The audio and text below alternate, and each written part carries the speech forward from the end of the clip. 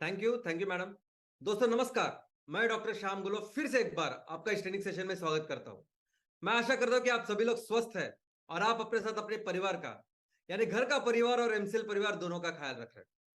मैं ये भी उम्मीद करता हूं कि आप सभी लोग 1 घंटा बहुत अच्छी एक्सरसाइज कर रहे हो, अपने हार्ट अपने लंग को मजबूत कर रहे हो और अपनी इम्यूनिटी को बढ़ा रहे हो। तो चलिए शुरुआत करते हैं आज के इस सेशन के साथ। दोस्तों इस दुनिया में मनुष्य पिछले 2 से 3 लाख साल से है, यानी आज हम जिस अवस्था में हैं वो होमोसेपियंस आज से 2 से 3 लाख साल से है। और कई हजार सालों तक मनुष्य बाकी के जानवरों जैसे ही बर्ताव करता था, रहता था। वो दूसरे जानवरों को उसका शिकार करके खाता था, नहीं तो जो कुछ मिलता था उसको वो कलेक्ट करता था। तो वो हंटर और गैदरर था, एक जगह दूसरी जगह घूमता रहता था। ये एग्रीकल्चर, ये खेती है कि जिसकी वजह से मनुष्य को यह पता चला कि जमीन से मैं खाने के लिए अनाज उगा सकता हूं। और फिर वो एक जगह सेटल हो गया। फिर वो एक जगह उसने अपना मकान बनाया, उसकी बस्ती बनी और उसके गांव बने। और ऐसी गांवों को बनते बनते बनते फिर अलग अलग संस्कृति, अलग अलग सभ्यता की शुरुआत हुई। दोस्तों दुनिया में जितनी भी सभ्यता की शुरुआत हुई है वो सभी सभ्यता की शुरुआत किसी ना किसी नदी के किनारे हुई है। ये नदियां हैं जो अपने साथ बहुत सुंदर, बहुत अच्छी, बहुत उपजाऊ ऐसी मिट्टी लाती है और दोनों अपने किनारों पे बिछाती है। और उसी किनारों से तैयार होती है एक बहुत उपजाऊ ऐसी जमीन और जिससे फसल, जिससे खेती अच्छी होती है। तो अलग अलग जगह पे ये अलग अलग संस्कृतियों का निर्माण हुआ। और इस संस्कृति के साथ, इस एग्रीकल्चर के साथ मनुष्य ने पशुपालन भी सीख लिया। मनुष्य का जैसे जैसे विकास होता रहा वैसे वैसे मनुष्य के पास कई सारे अलग अलग विषय, शास्त्र, उसका भी विकास हुआ। दोस्तों लेकिन इस सभी सभ्यताओं या संस्कृतियों के बीच में अगर आप देखोगे तो दुनिया में सबसे ज्यादा डेवलप्ड सभ्यता या सबसे ज्यादा डेवलप्ड सिविलाइजेशन अगर कोई था तो वो भारत का था। भारत की सभ्यता, भारत का सिविलाइजेशन इतना ज्यादा एडवांस था, इतना ज्यादा आगे था कि हम किसी दूसरी सभ्यता के साथ इसका कंपैरिजन ही नहीं कर सकते।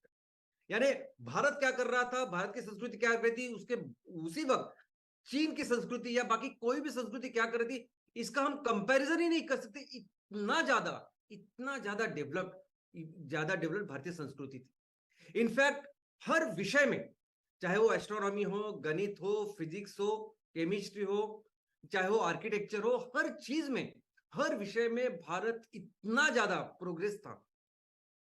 और उसका उसका प्रमुख कारण था हमारी एजुकेशन सिस्टम। हर विषय में भारत ने दुनिया को एक सही राह दिखाई, दुनिया का नेतृत्व किया। और हर विषय में, जैसे भारत पूरी दुनिया में हर विषय में बहुत ही आगे डेवलप था, वैसी चीज हमारे भारत के अंदर भी थी। हमारे हर गांव में इस मनुष्य की जैसी जो अलग अलग जो जरूरतें बड़ी बड़ी वस्तुओं की, सेवाओं की, हर चीज के लिए, हर वस्तु के लिए, हर सेवा के लिए स्पेशलाइज्ड लोग हमारे गांव में भी थे। इनफैक्ट हमारा हर गांव भारत में एक स्वयंपूर्ण, एक सेल्फ सफिशिएंट, ऐसा आत्मनिर्भर ऐसे गांव था। जो भी मनुष्य की जरूरतें होती थी वो हमारे गांव में ही पूरी होती थी। लोग अलग अलग विषयों में, अलग अलग वस्तु तैयार करने में, अलग अलग सेवा देने में एक्सपर्ट होते थे। और जो गांव की जो चीज है उसके लिए, गांव की जो जरूरत है उसके लिए कहीं बाहर जाने की जरूरत नहीं होती। हमारे पूरे देश में अलग अलग जगह पे ये पूरी परिस्थिति अलग अलग नाम से जानी जाती है। जैसे महाराष्ट्र में बलुतेदार अलुतेदार पद्धति इससे नाम से जानते हैं। वैसी ये हर गांव में दोनों ही चीजें बनती थी, यानी वस्तुएं भी बनती थी और सेवाएं भी बनती थी और उसमें स्पेशलिस्ट लोग भी थे। जैसे कुछ लोग थे वो सिर्फ वस्त्र बहुत अच्छी तरह से बनाते थे, कुछ लोग ऐसे थे जो मिट्टी के बर्तन अच्छे बनाते थे, कुछ लोग ऐसे थे जो लोहे के बर्तन या लोहे की जरूरी औजार जो खेती के लिए चाहिए वो बनाते थे। ये तो रहे वस्तुएं। लेकिन सेवा में भी अगर आप देखोगे तो सेवा में भी कुछ लोग थे जो हकीम, डॉक्टर का काम करते थे, कुछ अध्यापन का काम करते थे, कुछ रिसर्च का काम करते थे। तो ये अलग अलग वस्तुएं, अलग अलग सेवाएं हमारे गांव में होती थी और उसके लिए स्पेशलिस्ट लोग होते थे। और ये इन सभी वस्तुओं का, इन सभी सेवा का जो आदान प्रदान होता था, जिसे हम व्यापार भी समझ सकते हैं, यह व्यापार उन दिनों जिस सिस्टम से होता था, जिस पद्धति से होता था, उस पद्धति का नाम है वस्तु विनिमय पद्धति, यानी बार्टर सिस्टम। यानी इन व्यापार के बीच में इस वस्तु विनिमय के बीच में कोई भी चलन या कोई भी पैसा नहीं था। यानी अगर किसान करता था, किसान अनाज उगाता था और अनाज वो दर्जी को देता था और उसके बदले में वस्त्र देता। वैसे ही अनाज वो किसी दूसरे आदमी को देता और उसके बदले में वो लोहे की जो चीजें उसको एग्रीकल्चर या खेती के लिए लगती वो लेता था। तो इस तरह से इस बार्टर सिस्टम में हर एक लोग एक दूसरे के साथ व्यवहार करते थे। अभी कौन सी चीज को ज्यादा महत्व है, तो वो डिपेंड होता था कि किस चीज को ज्यादा डिमांड है, किस चीज की ज्यादा जरूरत है। और किसी भी व्यापार में, किसी भी बिजनेस पे कोई भी कमोडिटी का महत्व या आपके बिजनेस कितनी तरक्की करेगी, ये ये ये जो चीज है वो बेसिक प्रिंसिपल पे होती है, डिमांड और सप्लाई। वैसे ही डिमांड और सप्लाई का तत्व उस टाइम भी लागू था बार्टर सिस्टम में भी, और उसका जो महत्व था उसके उस चीज के महत्व के अनुसार उसका मूल्य होता था। लेकिन कुछ अच्छी भी चीजें थी बार्टर सिस्टम की, जैसे पूरे गांव में लोग एक दूसरे के ऊपर डिपेंडेंट हुआ करते थे अलग अलग चीजों के लिए। तो पूरा गांव एक घर जैसे, एक फैमिली के जैसे रहता था। दूसरा, उस गांव में जितने भी रिसोर्सेस थे वो ज्यादा से ज्यादा उसका यूटिलाइजेशन करके अलग अलग स्पेशलिस्ट लोग वहां तैयार होते थे। लेकिन ऑफ कोर्स जब ये व्यापार, ये पद्धति ज्यादा बड़े स्केल पे जब करनी थी, या दो संस्कृतियों के बीच में, दो देशों के बीच जब ये काम करना होता था, तब इस व्यापार के लिए, इस ट्रेड के लिए जरूर होती थी किसी एक स्टैंडर्ड, एक चलन की। और फिर तब से इस चलन की या पैसों की शुरुआत हो गई। अब इस करेंसी या चलन की भी जो कहानी है वो अपने अलग अलग संस्कृति में अलग अलग कहानियां है। कुछ ऐसी भी संस्कृतियां हैं कि जहां चलन की शुरुआत कागज से हुई, कुछ ऐसी संस्कृति है कि जहां इस चलन की शुरुआत मेटल से हुई। तो ऐसी अलग अलग कहानियां, अलग अलग उस संस्कृति का जो स्पेशलाइजेशन है उसके अनुसार उसकी चलन का भी इतिहास वैसे है। लेकिन पूरे दुनिया को अगर हम देखें तो सबसे पहले चलन के तौर पर जो जरूरी ऐसे जानवर थे उनका उपयोग हुआ। यानी जैसे गाय, घोड़े, और इनके एक्सचेंज में वो वस्तुएं और बाकी की चीजें लेती थी। लेकिन जो चलन बहुत ज्यादा साल तक पूरी दुनिया में चला वो चलन था सोना। प्राचीन दुनिया यानी प्राचीन और मध्ययुगीन, ऑलमोस्ट ऑलमोस्ट मध्ययुगीन, इन सभी टाइम में सबसे ज्यादा चलन करके जिसका इस्तेमाल हुआ वो था सोना। उसके बाद हर राजा, हर देश फिर उस अपने अपने यहाँ जो भी मेटल मिलता उससे उन्होंने सिक्के बनाए। उसके बाद में पेपर करेंसी आई जो हम देख रहे हैं। उसके बाद प्लास्टिक करेंसी आई, debit card, plastic credit card. उसके बाद नेक्स्ट, ना अभी पेपर की जरूरत है ना उस प्लास्टिक कार्ड की जरूरत है, अभी तो है ई मनी, इलेक्ट्रॉनिक मनी, ये जीपे, फोन पे, और इसके आगे भी हम जा रहे हैं क्रिप्टो करेंसी पे। तो दोस्तों, जब इंटरनेशनल ट्रेड यानी दो देशों के बीच में जब व्यवहार होता था, व्यापार होता था, तो सबसे ज्यादा इस्तेमाल होता था, और इस पूरे एरिया में सबसे ज्यादा जिसका इस्तेमाल हुआ वो था सोना। भारत एक ऐसा देश था जो पूरी दुनिया के लिए ऑलमोस्ट 35 से लेकर 40% तक जीडीपी का निर्माण करता था। यानी पूरे दिन दुनिया में जितना भी व्यापार, जितना भी बिजनेस होता था, भारत का हिस्सा ऑलमोस्ट 40% था। वो क्यों था? क्योंकि भारत जिस तरीके से, जैसे हमने देखा कि हर गांव अपनी चीजों के लिए में आत्मनिर्भर था, तो एज अ देश भी हमारा भारत पूरी ऑलमोस्ट जो भी चीजें चाहिए थे उसमें आत्मनिर्भर था। यानी कोई भी ऐसी चीज नहीं थी जो भारत को कहीं से मंगानी पड़ती। लेकिन उससे उल्टा था कि कई सारी चीजें भारत के पास ऐसी थी जो किसी के पास नहीं थी दुनिया, और भारत उन चीजों का निर्माण करता था और पूरी दुनिया को बेचता था। और इसमें बहुत सारी कोर जरूरी ऐसी चीजें थी, जैसे हम अन्न वस्त्र निवारा कहते हैं, अन्न, अनाज, उसके लिए लगते हैं मसाले। पूरी दुनिया को मसाले बनाने दुनिया के लिए मसाले बना के उनको देने वाला अगर कोई देश था तो वो भारत था। ऑलमोस्ट हर देश में ये मसाले हमारे जाते थे, और इसकी मोनोपोली अरब लोगों के पास थी उस टाइम। उसके बाद वस्त्र। दोस्तों, वस्त्र में दुनिया में सबसे ज्यादा वस्त्र का निर्माण करने वाला, और उस वस्त्र, सिर्फ वस्त्र ही नहीं, तो वस्त्र की जो फैशन है, उसकी डिजाइन है, सबसे बेस्ट अगर पूरी दुनिया में कोई बनाता था वो तो भारत था। उस टाइम भी बनाता था, और आज भी अगर आप देखोगे तो कॉटन के सबसे ज्यादा जमीन जहां कॉटन उगाया जाता है वो आज भी भारत में। तो कुछ चीज ऐसी थी कि पूरी दुनिया आज भारत के ऊपर उस टाइम में डिपेंडेंट थी, और भारत ये सब चीजें दुनिया को देता था, और बदले में क्या लेता था? सिर्फ और सिर्फ सोना। जो चलन था आज की तारीख में, जैसे हम पैसे देते वैसे उस टाइम भारत सोना लेता था, और इतना सोना भारत के पास था, हर जगह में था। मंदिर में था, एजुकेशन जगह पे था, हर जगह पे था। और इसीलिए भारत को उस टाइम सोने की चिड़िया कहा करते थे।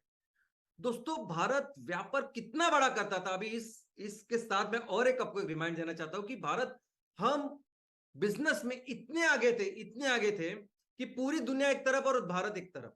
अभी एग्जाम्पल के तौर पर हमारे देश को पूर्व तट और पश्चिम तट ऐसे दो कोस्टल लाइंस है। अब ये पूर्व तट जो है, जो बंगाल का उपसागर को लग के है, वो पूर्व तट भी बिजनेस के लिए इतना फेमस था। वो पूरा तट कोरोमंडल कोस्ट के नाम से पूरी दुनिया में मशहूर था। आज की तारीख में अगर आप पूछोगे कोरोमंडल कोस्ट किसे कहते हैं, तो तमिलनाडु का जो पूर्व तट है उसे कहेंगे कोरोमंडल। लेकिन नहीं, उस टाइम ये पूरी, यानी आज का जो वेस्ट बंगाल है उससे लेके नीचे आखिरी एंड तक ये पूरा जो कोस्ट था, ईस्ट कोस्ट, ये कोरोमंडल के नाम से पूरी दुनिया में मशहूर था। जितने भी लोग, जितने भी बाहर के लोग व्यापार करने आए, वो पहले ईस्ट कोस्ट पे आए। अगर आपको याद होगा तो अंग्रेजों ने भी अपनी पहली जो राजधानी बनाई भारत की, वो कलकत्ता में ही बनाई थी। तो ये सभी यूरोपियंस भी वो यहाँ आ गए।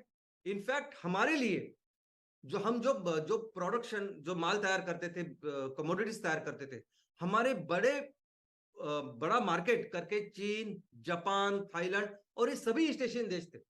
अभी आप इस चित्र में जो लाख के ऊपर कलाकुसर करके जो बर्तन या और ऐसी कई सारी चीजें हैं जो आज भी चीन में उपयोग उसका होता है, और चीन की संस्कृति करके जिसका जतन होता है, जिसको आगे बढ़ाता है, ये सब भारत ने दिया हुआ है। ये भारत ने उनको लाख के ऊपर कैसे हस्तकलाओं करके ये चीजें उनको सिखाई भी और उनको दी, और बहुत बड़ा व्यापार भारत उनके साथ करता था, उनको देता था। जो जो वस्त्र आप देख रहे हैं, वो वस्त्र जापान के लिए भारत ने उस टाइम में बनाया था। और ये सब कुछ भारत सिर्फ उनको, सिर्फ चीजों के बारे में नहीं, लेकिन ये योगा, और योगा के लेके जैन पद्धति अगर जापान में है, चीन में है, ये सभी पद्धति भी, ये सब संस्कृति, ये एजुकेशन भी भारत में दिया हुआ है। थाईलैंड के राजा हो, या इनफैक्ट आज भी अगर आप थाईलैंड जाओगे तो वहां आपको देवी देवता नजर आएंगे। ये बिकॉज हमारा प्रभाव ही इतना ज्यादा था। भारत का कोरोमंडल कोस्ट दुनिया में इतना मशहूर था कि आज भी ब्रिटेन में जो नेवल उनका है, नेवी, वहां कोरोमंडल एचएमएस है, वो सिर्फ और सिर्फ हमारे कोरोमंडल की वजह से। न्यूजीलैंड में अगर आप जाओगे तो वहां एक पूरा पेनिनसुला है, वो कोरोमंडल पेनिनसुला के नाम से है, ये पेनिनसुला। ऑस्ट्रेलिया में कोरोमंडल वैली करके है। इतना तो छोड़िए, आज भी स्लोवानिया करके एक देश है।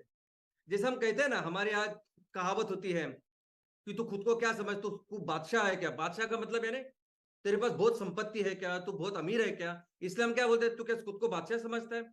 वैसे स्लोवानिया में क्या कहते हैं, इंडीजा कोरोमंडीजा, यानी सबसे समृद्ध, सबसे अमीर ऐसा प्रदेश, यानी वो था कोरोमंडल। आज भी कहते तो कोरोमंडल से है क्या।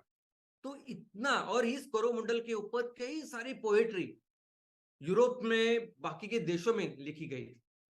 और सिर्फ कोरोमंडल ही नहीं, वही सेम चीज थी मलबार, जो वेस्ट कोस्ट था। मसाले इतने फेमस थे भारत के कि ऑलमोस्ट दुनिया में हर जगह हमारे भारत ने बनाए हुए जो मसाले जाया करते थे। और इन पूरे जो दुनिया का जो बिजनेस है वो वो संभाला था अरबों ने। अरब लोग थे कि जिनके पास मोनोपोली थी इस सभी बिजनेस की। और ये अरब लोग वेस्ट कोस्ट में, और स्पेशली जो केरल स्टेट है हमारा आज का, वो केरल स्टेट इस मसाला तैयार करने में और उसको एक्सपोर्ट करने में नंबर 1 था दुनिया। तो ये अरब लोग आते और इस केरल के कोस्ट में वो रुकते, इनफैक्ट बहुत सालों से वो वहां है। ये उस कोस्ट को जो मलबार, ये नाम पड़ा है, इंटरनेशनल नाम, इंटरनेशनल लोग उसको पहचानते मलबार के नाम से। ये नाम भी अरबों ने दिया है। मलय यानी गिरी, यानी पर्वत, और बार यानी प्रदेश। तो उस टाइम पे दोस्तों, आप यकीन नहीं करोगे, लेकिन दुनिया के कॉस्मोपॉलिटन शहर, ऐसे शहर जहां दुनिया के अलग अलग रेस, रिलीजन, यानी वंश, बोली, भाषा, अलग अलग प्रदेश में रहने वाले लोग इकट्ठा आके एक शहर में बसते थे। जैसे आज न्यूयॉर्क हो सकता है, मुंबई हो सकती है, ऐसे बड़े बड़े जो कॉस्मोपॉलिटन शहर है, उस दिनों हजारों साल पहले भारत में ऐसे शहर थे, दुनिया में कहीं नहीं थे, दुनिया में ऐसी कोई कंसेप्ट ही नहीं थी, तब भारत में था। और उसका कारण था सिर्फ और सिर्फ बिजनेस। इनफैक्ट जितना बिजनेस में हम लोग आगे थे, जितनी तरक्की हमारे बिजनेस में थी, उससे ज्यादा, कई ज्यादा तरक्की हमारे एजुकेशन में थी। लोग हजारों किलोमीटर सफर करके सालों साल यहां भारत में रहने के लिए आते थे, सिर्फ और सिर्फ एजुकेशन के लिए। दुनिया के सभी विश्वविद्यालय हमारे देश में थे। आज भी अगर आप नालंदा, अवंती, तक्षशिला, मगध वहां जाओगे, वहां आज भी उसके जो चीजें हैं जो पड़ी हुई, आप वहां जाके देखिए। देखिए कि जहां विश्वविद्यालय हुआ करते थे, जिन जमाने में वो बनाया, जिस जमाने में जिस साल में वो बनाया, उसी साल में चीन में क्या हो रहा था, उसी साल में यूरोप में क्या हो रहा था, तो आपको पता चलेगा कि हम कितने ज्यादा आगे थे, और क्यों लोग इतने सब दूर दूर से, इतने मिलो किलोमीटर चल के यहाँ आते थे। इतना ही नहीं, आज भी मध्य प्रदेश का जो उज्जैन है, और जिसमें महाकालेश्वर का मंदिर है, महाकालेश्वर भगवान की मूर्ति जहां है, वहां वो दुनिया का मध्य बिंदु था, दुनिया का मेरिडियन था। आज जो अक्षांश रेखांश सब जानते हैं। आज आप जहां बैठे होगे, जहां आपका घर हो गया, आप जहां बैठे होगे, वहां एक आपका अल्टीट्यूड का मतलब है कि आप एक्चुअली कौन से पोजीशन पे है, ये देखा जा सकता है। आप मोबाइल पे देख सकते हैं कि आपका अक्षांश क्या है, रेखांश क्या है। ये दुनिया को कंसेप्ट ही नहीं पता था, तब हमने दिया है। तब हमारा उज्जैन दुनिया का मेरिडियन था। ये अंग्रेजों ने ये सब देखा, ये पढ़ाई की, और बाद में अपने यहाँ ब्रिटेन में चले गए, और आज की तारीख में दुनिया का मेरिडियन वहां उस ब्रिटेन में है, ग्रीनविच में। तो और एक चीज, यानी दुनिया का सबसे समृद्ध इलाका अगर कोई था तो वो मध्य भारत था। यानी ओडिशा से लेके बिहार, उत्तर प्रदेश, मध्य प्रदेश, राजस्थान, यानी इन सभी राज्यों को हम कल तक बीमारू के नाम से बुलाते थे। बीमारू, दुनिया का सबसे अमीर प्रदेश ये था। आज भले ही हमें थोड़ा सा ये बैकवर्ड लग रहा है, लेकिन ये सबसे ज्यादा डेवलप्ड ये एरिया था, और वो रिसोर्सेज आज भी वहां है। आज भी वो दुनिया का सबसे अमीर हो सकता है, दुनिया की सबसे अमीर शहर उस टाइम में इस प्रदेश में थी। यानी क्यों हमने इतना बड़ा रोल बिजनेस में किया, इसका कारण था कुछ चीजें ऐसी थी जो सिर्फ हम लोग बनाते थे, किसी के पास नहीं थी। जैसे अभी हैंडीक्राफ्ट, लोग बाकी की जगह भी जो चीजें चाहिए थे वो इस्तेमाल करते थे, जो हर दिन के लिए किसी भी परिवार के लिए या राजा महाराजा उनके लिए चाहिए थी, लेकिन वो उन सब चीजों में वो एकदम सिंपल थी। भारत का जो हैंडीक्राफ्ट था वो यानी शाही था। भारत के हैंडीक्राफ्ट, उनके वस्त्र, उनकी सब चीजें दुनिया के जो भी ताकतवर, जो भी अमीर लोग थे वो इस्तेमाल करते थे। पूरी दुनिया में, जैसे मैंने चाइना का एग्जांपल दिया, दुनिया में हर जगह ये देने वाली, ये करने वाला भारत। और इसी प्रोडक्ट्स की वजह से, इन्हीं सब चीजों की वजह से भारत ने अर्थव्यवस्था में वो स्थान अपना किया था। आज देखते हैं, आज जो दो देशों के बीच में व्यवहार हो रहे हैं, दो देशों के बीच में आज बिजनेस होता है, या अंतरराष्ट्रीय बिजनेस की अगर हम बात करें, तो आज भी एक तो वो मेन प्रिंसिपल है, डिमांड और सप्लाई। चाहे किसी भी सेक्टर में हम काम कर रहे हैं, किसी भी कमोडिटी, किसी भी वस्तु या सेवा एज अ प्रोडक्ट करके हम काम कर रहे हैं, वो कितना बिजनेस अच्छा करेंगे वो डिपेंड होगा कि उसका डिमांड कितनी है, उसकी जरूरत कितनी है कस्टमर्स को। एक जमाना था कि जहां ज्यादा रिसोर्सेस हुआ करते थे, जैसे भारत, वह जहां ज्यादा रिसोर्सेस हुआ करते थे वहां ज्यादा वस्तुओं का निर्माण हुआ, वहां ज्यादा बिजनेस हुआ, और आर्थिक परिस्थिति वहां बहुत बेहतर हुई। लेकिन ये सब परिस्थिति बदली 15वें शतक के बाद, 14वें से बाद। क्या हुआ उसके बाद? तो उसके बाद शुरू हुआ मिलिट्री कंट्रोल। 15वें शतक के बाद पूरी दुनिया को इन यूरोपियंस, इन्होंने बताया कि किस तरह से आप बिजनेस उसको कंट्रोल कर सकते हैं मिलिट्री के साथ। और इसकी शुरुआत हुई जब रोमन साम्राज्य का अस्त हुआ। 15वें शतक तक क्या थे कि रोमन साम्राज्य और ये अरब थे, वो प्रॉपर बिजनेस किया करते थे, वो माल लेते थे और पूरी दुनिया में बेचते थे। लेकिन उसके अस्त के बाद, रोमन साम्राज्य के अस्त के बाद शुरुआत हुई ये यूरोपियंस की। और इस चीज को, यानी इस पूरे कालखंड को यूरोपियंस कहते हैं कि एज ऑफ एक्सप्लोरेशन, एक्सपेडिशंस, जहां शुरुआत हुई स्पेनिश और पोर्चुगीज के साथ, और बहुत जल्द फिर ब्रिटिश और डच, इन्होंने भी शुरुआत की। अब ये कॉन्फिडेंटली कुछ भी कहे कि ये एरा ऐसे था कि हमने एक्सप्लोर किया, दुनिया को एक्सप्लोर किया, अमेरिका ढूंढा वगैरह, लेकिन ऐसा कुछ नहीं। जो सही रीजन था कि जिसकी वजह से ये लोग अपना घर, अपना मुल्क छोड़ के पूरी दुनिया में निकलने लगे, उसका कारण था जरूरत। ना उनके पास पैसे थे, ना उनके पास कोई कारोबार था, कोई व्यापार था, कुछ भी नहीं था। और जो कुछ हो रहा था थ्रू अरब, वो भी बंद हो चुका था। तो उनके पास अभी कुछ भी नहीं था, और आउट ऑफ नेसेसिटी, जरूरत के लिए ये लोग निकले। और ये सभी यूरोपियन राष्ट्र जो निकले बिजनेस करने के लिए, ये इन सभी का एक ही फोकस था। और वो फोकस क्या था? भारत। वो फोकस था इंडिया। सभी लोगों ने, यानी हम देखते हैं कि अंग्रेजों ने एक ब्रिटिश ईस्ट इंडिया कंपनी बनाई, लेकिन क्या आप जानते हैं कि उसके पहले डच ने डच ईस्ट इंडिया कंपनी बनाई? क्या आप जानते हैं कि कोलंबस ने, जिसने अमेरिका की खोज की, वो कोलंबस एक्चुअली निकला था भारत के लिए, लेकिन वो पहुंचा अमेरिका। तो हर कोई चाहता था कि भारत के साथ बिजनेस करे। लेकिन इन्होंने क्या किया कि इन्होंने जिस तरीके से बिजनेसेस किए, वो एक दूसरा साम्राज्यवाद करके एक दूसरे कालखंड का निर्माण उन्होंने किया। वो क्या करते थे? जहां जाते थे, जहां अलग अलग प्रदेश में जाते थे, वहां उन्होंने अपनी कॉलोनीज, अपना साम्राज्य की शुरुआत की। वहां वो रहने लगे, वहां का अर्थव्यवस्था, वहां का राजकारण और बाकी सभी चीजें अपनी मुट्ठी में ले ली।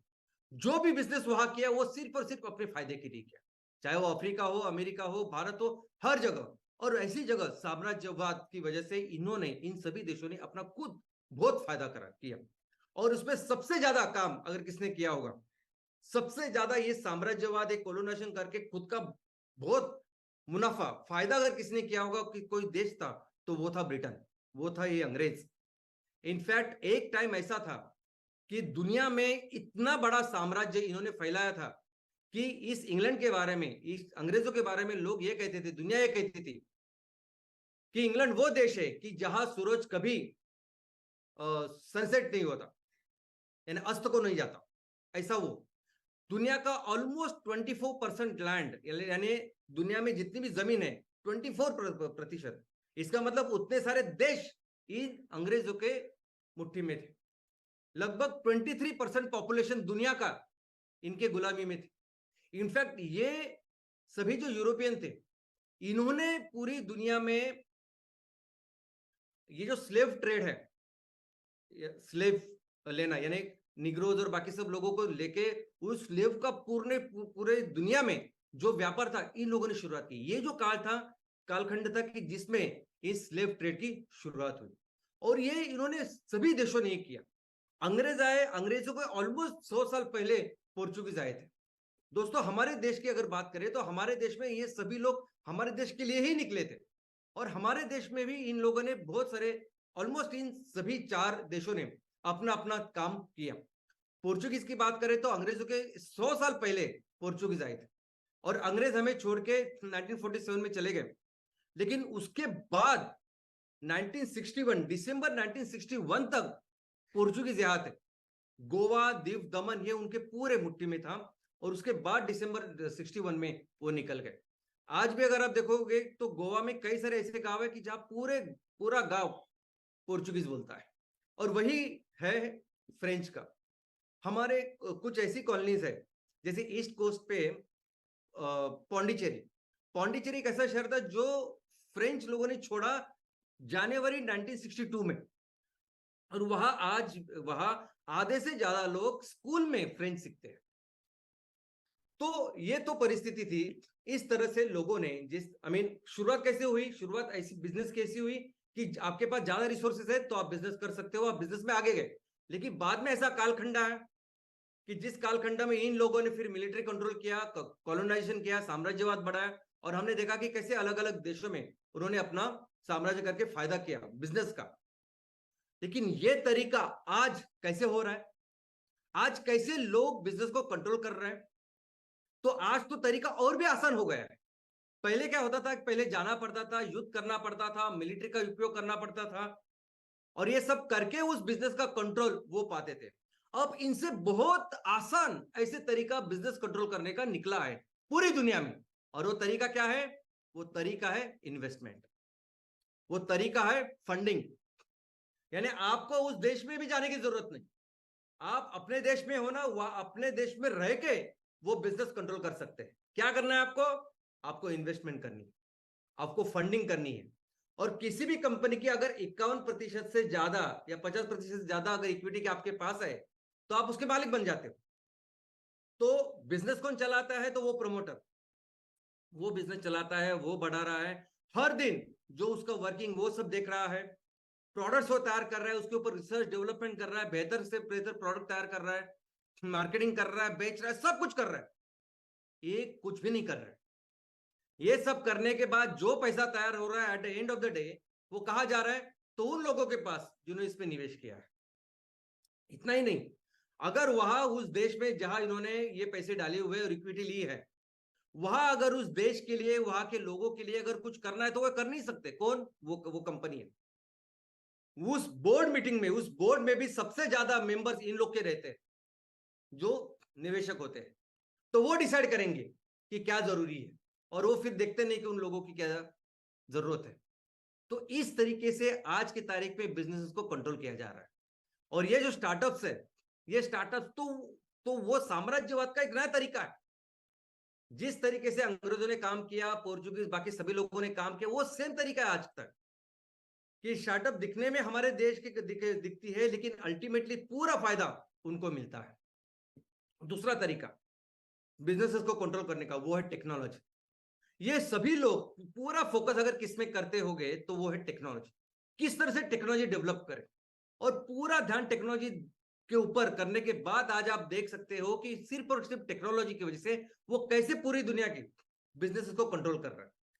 इनफैक्ट ये बात अलग है कि टेक्नोलॉजी डेवलपमेंट करने में मैक्सिमम लोग आपको भारतीय नजर आएंगे, मैक्सिमम जगह पे आपको भारतीय नजर आएंगे। लेकिन ये कंपनियां अभी अभी अमेरिका की जो जो बेस्ट 5 कंपनियां हैं, जो $1 ट्रिलियन कंपनीज है, वो सभी सभी के सभी टेक्नोलॉजी कंपनीज है, जो आज पूरी दुनिया में काम कर रही है।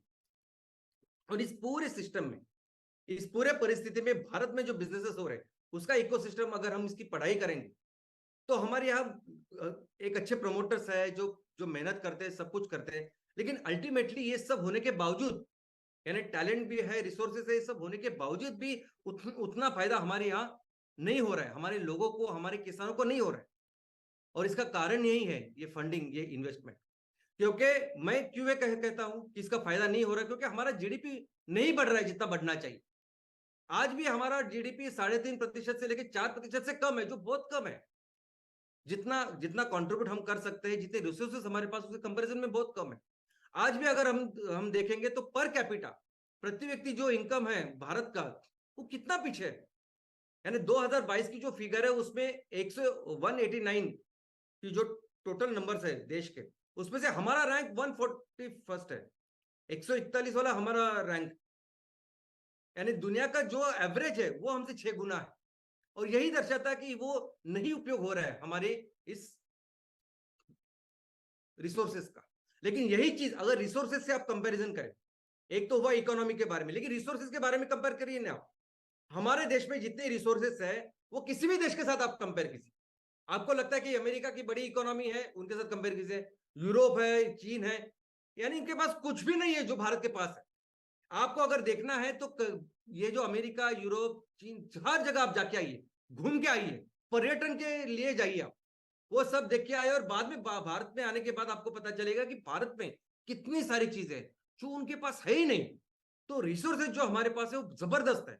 और दूसरे ह्यूमन जो इसका उपयोग करके बेहतर बिजनेस बना सकता है, ये ऐसे बेस्ट टैलेंट भी है ना भारत में, जो दुनिया चला सकते, जो कुछ भी कर सकते हैं, और हम करेंगे। देखो, आप, मैं, हम सब मिलके भी इसको कर सकते हैं।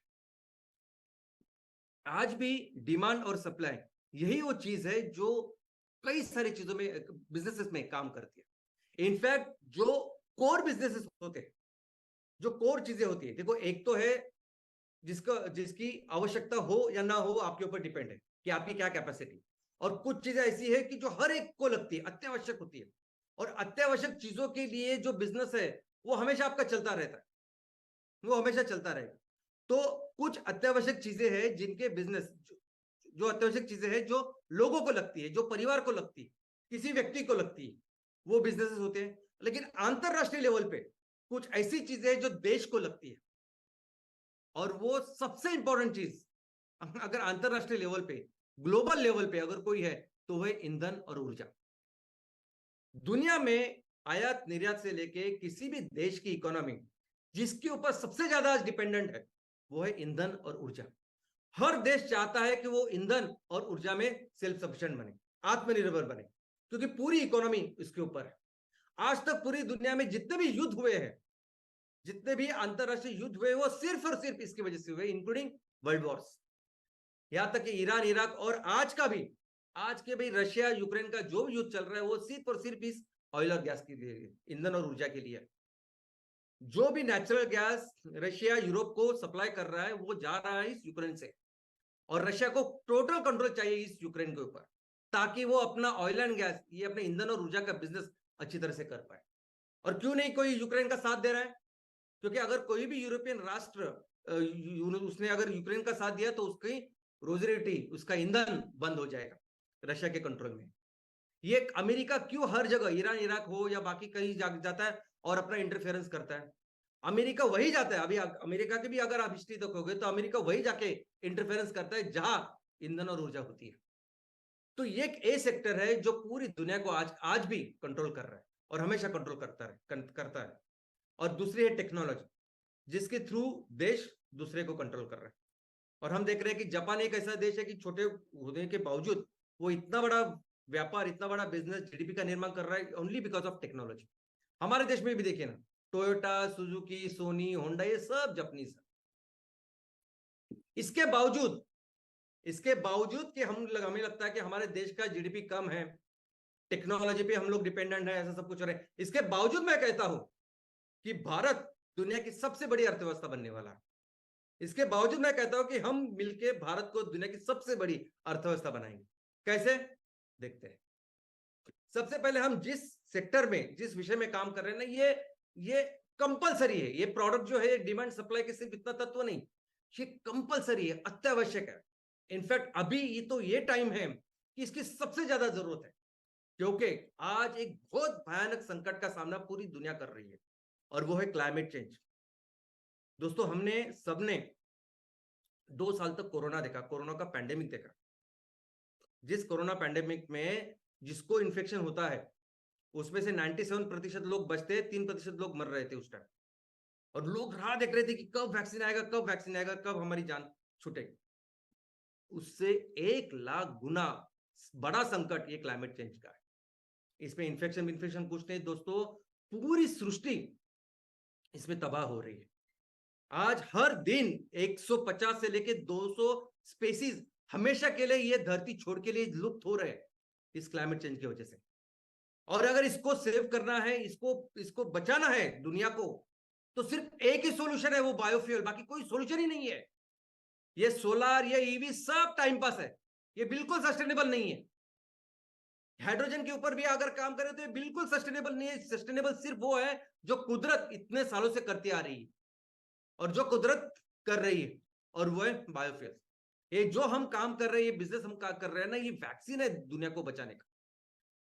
और इसलिए हमारा ये जो लक्ष्य है, आज हमारे पास इतनी कैपेसिटी है, भारत में इतनी रिसोर्सेस है कि दुनिया के लिए 30% ये बायोफ्यूल्स हम तैयार कर सकते हैं और करेंगे। और ये एक चीज हमें एक महासत्ता बना सकती है, हमें नंबर 1 इकोनॉमी बना सकती है। आज रशिया दुनिया को 10% ऑयल एंड गैस तैयार करता है, और वो इतनी दादागिरी करता है, और हम 30% की बात कर रहे हैं, और वो करेंगे। ये जो ऑर्गेनिक फर्टिलाइजर है ना दोस्तों, हर देश में जो खेती हो रही है ना, वो केमिकल फर्टिलाइजर से हो रही है। उनके पास नहीं है ऑर्गेनिक फर्टिलाइजर, वो क्रूड ऑयल से वो फर्टिलाइजर बनाते हैं और उसका उपयोग कर रहे हैं, और वही केमिकल सब हर जगह जा रहे हैं, और उसकी वजह से कैंसर फैलता जा रहा है, कैंसर बढ़ता जा रहा है।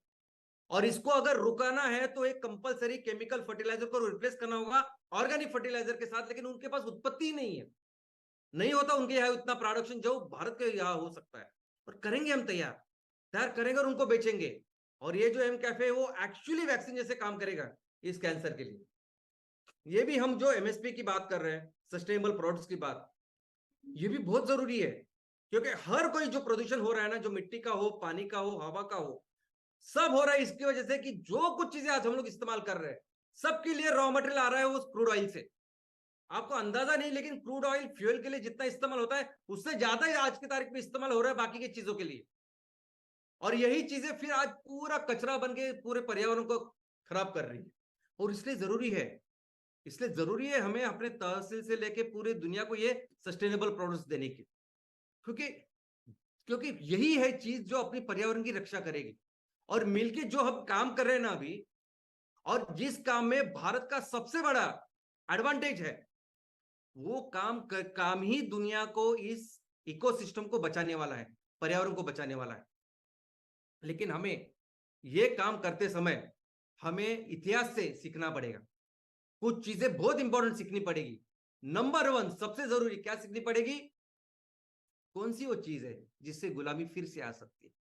कौन सी वो चीज है जिससे हम फिर से गुलाम बन सकते हैं? कौन सी वो चीज है कि फिर से ये लोग हमारे बिजनेस का कंट्रोल ले सकते हैं? और वो चीज है इन्वेस्टमेंट, वो चीज है फंडिंग। ऑफ कोर्स एक अच्छी भी फंडिंग है, बुरी भी फंडिंग है। और हम एमसीएल जिस तरीके से काम कर रहे हैं ना, हम कभी भी ये होने नहीं देंगे। हमारे ये सभी कंपनियां, सभी बिजनेसेस हमेशा हमारे किसानों के, हमारे लोगों के ही कंट्रोल में रहेंगे। हम कभी भी किसी भी हाल में, किसी भी परिस्थिति में हमारे इस ईस्ट इंडिया कंपनी नहीं होने देंगे। तो ये वो एक।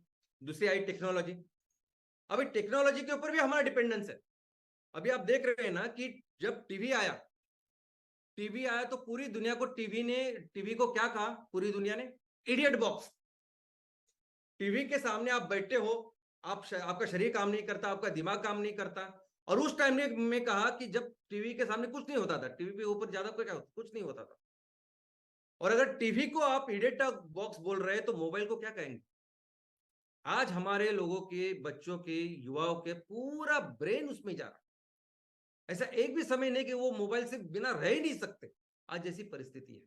और इसी परिस्थिति का फायदा उठा के ये जो कुछ कंपनियां हैं, टेक्नोलॉजी डेवलप कर रही है, इसकी डिपेंडेंस हमारे उनके ऊपर बढ़ा रही है। और वो भी एक तरफ से हमारी गुलामगिरी है जिनके पीछे हम लोग जा रहे हैं। लेकिन चिंता करने की कोई जरूरत नहीं, हमारे पास इन सब के सोल्यूशन भी है, रिसोर्सेज भी, और हम करेंगे। और इसीलिए इसीलिए इस क्रांति की शुरुआत ऑलरेडी हमने की है, शुरुआत हो चुकी है। दोस्तों आपको अंदाजा नहीं, लेकिन इंटरनेशनल मार्केट में अभी हम जो काम कर रहे हैं एमसीएल में, हम सभी लोग मिलके, ये एम कुकिंग सिस्टम एक गेम चेंजर है। एम कुकिंग सिस्टम ये डिसरप्शन है। किसी ने सोचा भी नहीं होगा, कोई अमेरिका हो, यूरोप हो, जापान हो, कोई भी देश, किसी ने सोचा भी नहीं होगा कि ऐसे प्रोडक्ट लेके हम आएंगे और इस नेचुरल गैस को और एलपीजी को रिप्लेस करेंगे। अभी नेचुरल गैस, अभी पूरी दुनिया में लोग कोयले को छोड़ के नेचुरल गैस का उपयोग कर रहे हैं। पिछले 15-20 साल से ये उपयोग बढ़ रहा है, 10 साल से तो और ज्यादा बढ़ रहा है। आज की तारीख में देखोगे तो अमेरिका में, यूरोप में सबसे ज्यादा बिजली नेचुरल गैस से तैयार हो रही है। रशिया जो दे रहा है, बाकी सब कुछ शेल गैस है।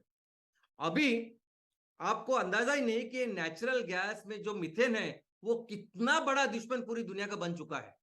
आईपीसीसी ने जो रिपोर्ट दी है, और सिर्फ आईपीसीसी नहीं, कई सारी संस्थाओं ने, कि सबसे बड़ा दुश्मन अभी मानव जाति का कुछ है। और सर नंबर 1 कि जिसके वजह से ये ग्लोबल वार्मिंग हो रही है, गर्मी इतनी ज्यादा तेजी से बढ़ रही है पिछले दशक में, तो उसका कारण है मीथेन। ये नेचुरल गैस जिसमें ये मीथेन है, इसको नेचुरल कहते हैं हम लोग, लेकिन कैसे बनाते हैं, कैसे उसको लेते हैं? पूरे धरती को फोड़ फाड़ के एकदम अंदर जाके उसकी पूरी क्रैकिंग वगैरह करके नेचुरल गैस बाहर निकाल रहे हैं हम लोग। और उस नेचुरल गैस को, उस मीथेन को फिर लिक्विफाई करके, एलएनजी करके पूरी दुनिया को हम लोग दे रहे हैं। हर जगह पे इस मीथेन का इतना लीकेज होता है इस्तेमाल करने तक। आप उसको आप इलेक्ट्रिसिटी के लिए इस्तेमाल करो या घर के लिए इस्तेमाल करो, हर जगह मीथेन इतना ज्यादा हो रहा है कि आईपीसीसी ने बोला है कि आज की तारीख में सबसे ज्यादा, यानी 40% से भी ज्यादा जो ग्लोबल वार्मिंग हो रही है पिछले दशक में जो हुई, वो मीथेन की वजह से हुई। हमने पढ़ाई की कि मीथेन कार्बन डाइऑक्साइड से 21 गुना ज्यादा ग्लोबल वार्मिंग करवाता है, गर्मी ज्यादा पैदा करता है। लेकिन आईपीसीसी के रिपोर्ट में ये जो फिगर है, ये 50 गुना है, 50 गुना। आप समझते हैं? यानी जितना कार्बन डाइऑक्साइड गर्मी करेगा ना, उससे 50 गुना, 1 टन कार्बन डाइऑक्साइड जितना करेगा, उसका 1 टन मीथेन 50 गुना करेगा। और इतना भयानक शत्रु बन गया है कि यूरोप में, अमेरिका में बहुत सारी जो भी ऐसी संस्थाएं जो पर्यावरण में आज की तारीख में काम कर रही है, सब anti methane, anti natural gas हो रही है। और अभी दुनिया को पता ही नहीं करे क्या, कोयला भी नहीं कर सकते और ये भी नहीं कर सकते। और ये जो एलपीजी का हम जो इस्तेमाल कर रहे हैं, एलपीजी एक्चुअली एक बॉम्ब है। बॉम्ब के जैसा जो उसका एक्सप्लोजन होता है, फटता है, यानी वो गैस इतने हाई प्रेशर के अंदर वो पूरा बॉम्ब ही हम लोग इधर उधर उसको उसका उपयोग करते हैं। और इसके एक्सप्लोजन की वजह से जो तबाही होती है वो सिर्फ डेवलपिंग नेशंस में ही नहीं, डेवलप्ड नेशन में भी सेम खतरा होता है हमेशा। और ऐसी परिस्थिति में जब एमसीएल एम कुकिंग सिस्टम लेके आ रहा है ना, तो दोस्तों इसका जो मार्केट डिमांड है ये ह्यूज है, ये एक्चुअली सस्टेनेबल है, दुनिया का जरूरत है इसकी, और ये कम नहीं होने वाला इसके आगे, ये हमेशा आगे बढ़ते ही रहेगा और ऐसे ही रहेगा। इनफैक्ट ये एक सिंगल प्रोडक्ट है जो हमें दुनिया की नंबर 1 कंपनी बना सकता है। हम जब जब सिर्फ भारत की बात करते हैं हम, कि भारत में 43% परिवार है जिनके पास कुछ है ही नहीं जलाने के लिए, बाकी के लोग हैं जो एलपीजी का इस्तेमाल करते हैं जो इतना महंगा है, बाकी सब कारण से हमारे पास। और फिर हम सोचते हैं कि अगर भारत में हम ये बिजनेस करें, जो एलपीजी जो जरूरत है इस ईंधन की, तो हर जगह करके हम भारत की नंबर 1 कंपनी बन सकते हैं। लेकिन अगर आपने दुनिया की परिस्थिति आज देखी, उनकी जरूरत अगर देखी, क्या लगता है अमेरिका, यूरोप, बाकी के राष्ट्र, इवन बाकी के जो हमारे देश है उनको, आपको अंदाजा ही नहीं है। ये एमस्टो तो हम लोकली वहां उस देश में तैयार करके उनको बेचेंगे, लेकिन पिलेट जो है वो यहीं से तैयार करके लेके जाना पड़ेगा। और ये एक प्रोडक्ट है जो पूरी चीज चेंज कर देगा।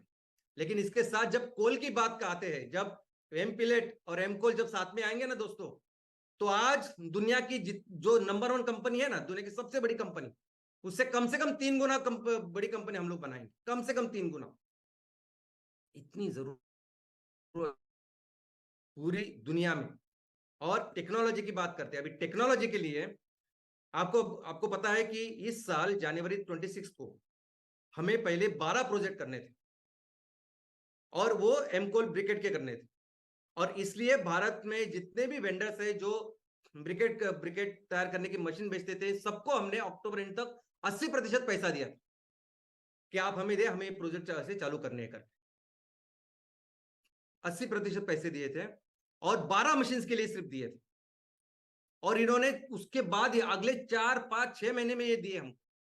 ये सब पढ़ाई करने के बाद पता चला कि ये लोग तो खुद कुछ बनाते ही नहीं है, ना कोई प्लांट एंड मशीनरी बना रहा है, ना उसमें कुछ रिसर्च कर रहा है, कुछ नहीं कर रहे। ये लोग क्या कर रहे हैं, तो ये लोग चाइना से मशीनरी ला रहे हैं, अपना ठिप्पा लगा रहे हैं और बेच रहे हैं उधर, हमको बेच रहे हैं या भारत में बेच रहे हैं।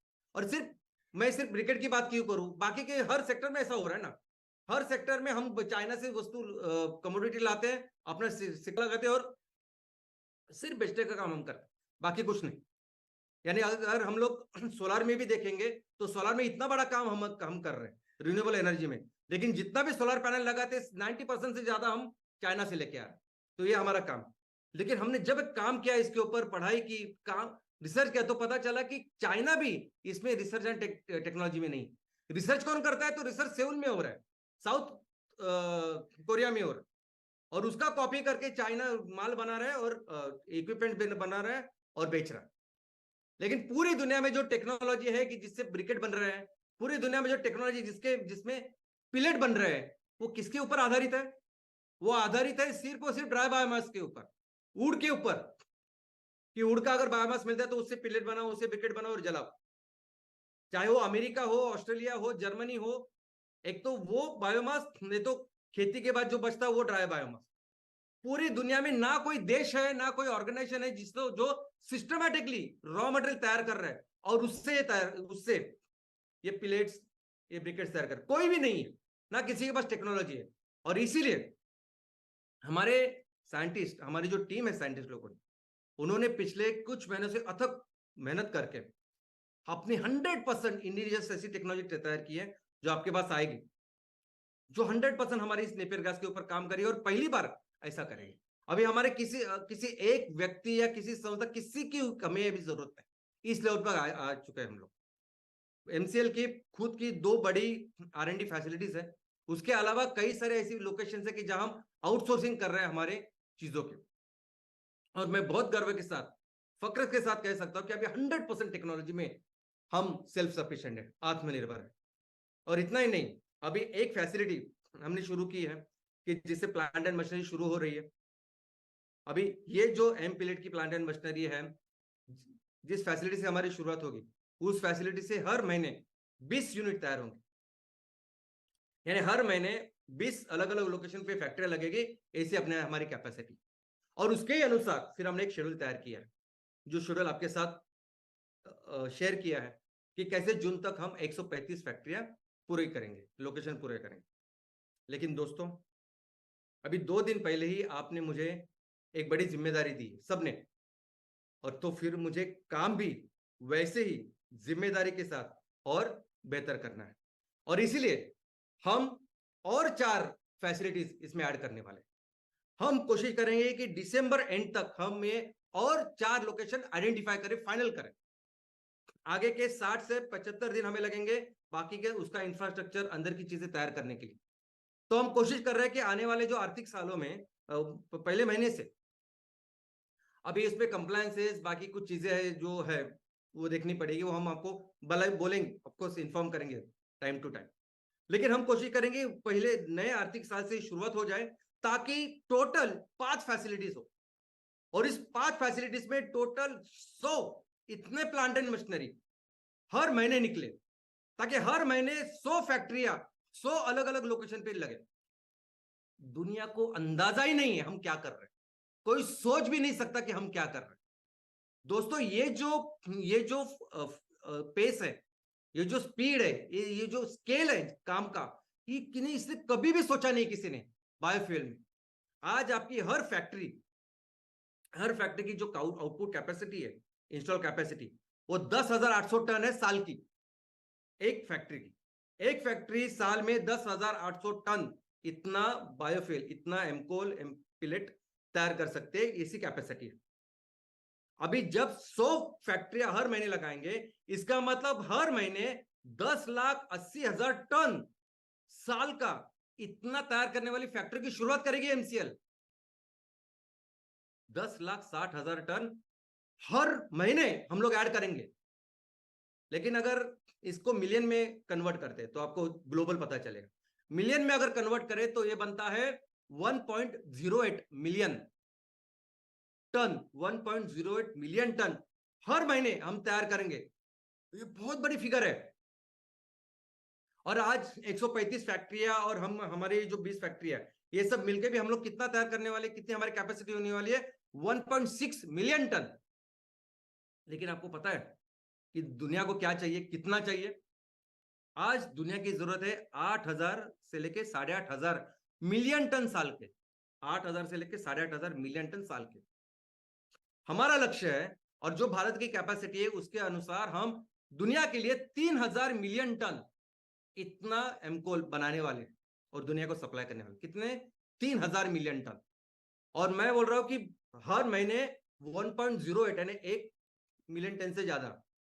तो आने वाले दिनों में ये जो फैसिलिटीज, मैं 5 फैसिलिटीज की बात कर रहा हूं, आने वाले दिनों में हर स्टेट में ऐसी फैसिलिटी शुरुआत करनी पड़ेगी, तब जाके हम उस स्केल को पहुंचेंगे। दुनिया को जितनी वैक्सीन की जरूरत है उस वैक्सीन को पहुंचेंगे।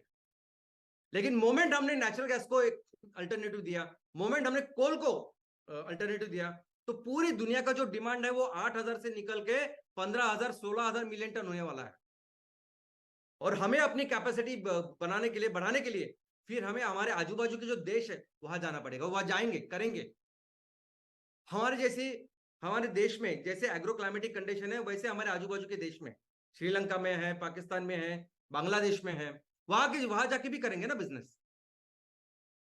इनफैक्ट जो ओरिजिनल भारतवर्ष है, वो भारतवर्ष तो वो अफगानिस्तान से शुरू होके म्यांमार तक था, वो पूरा एक खंड था, वो फिर से जुड़ सकता है, वो फिर से जुड़ सकता है इस एमकोल की वजह से। और वहां भी वैसे बिजनेस करेंगे, वहां भी लोगों के साथ वैसे ही बिजनेस करेंगे, लोगों को 20% सीएसआर देंगे और मिलेंगे और करेंगे, और फिर अपनी भी कैपेसिटी 3,000 से लेके 5,000 तक लेके जाएंगे। और दोस्तों, करेंगे, और इसकी पूरी जिम्मेदारी मैं लेता हूं, अभी तो ऑफिशियली लेता हूं, कि मिलकर हम अपने देश को दुनिया की सबसे बड़ी अर्थव्यवस्था बनाएंगे, दुनिया को सबसे ज्यादा फ्यूल निर्माता, फ्यूल सप्लाई करने वाला, ऑर्गेनिक फर्टिलाइजर सप्लाई करने वाला और सस्टेनेबल प्रोडक्ट सप्लाई करने वाले ऐसे देश को, इस देश को हम दुनिया की नंबर 1 इकोनॉमी बनाएंगे। और ऑफ कोर्स इस सारे प्रोसेस में एमसीएल दुनिया की नंबर 1 कंपनी बनेगी, और हम अपने देश को फिर से दुनिया का सबसे महान देश बनाएंगे। जय हिंद, जय हिंद।